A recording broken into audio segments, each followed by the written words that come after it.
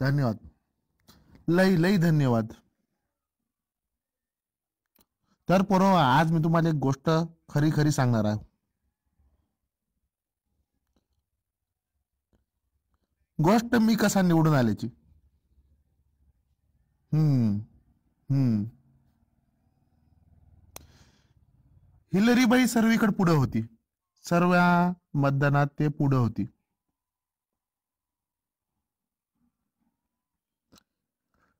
मला काही सुचत नव्हतं काय करावं, एवढ्या मोठ्या लोकांना कसं मतदान घ्यावं, काहीच समजत नव्हतं. तितक्यात माझ्या दोस्ताचा मले फोन आला, वेस्ट इंडिज वरून क्रिस गेल भाऊचा मले फोन आला. आणि त्यानं मला सांगितलं. हम्म. हम्म. की त्यानं मला सांगितलं की बाबू तू शेगावची कचोरी खाय भारतात जाऊन, नाही तर बोलावून घे.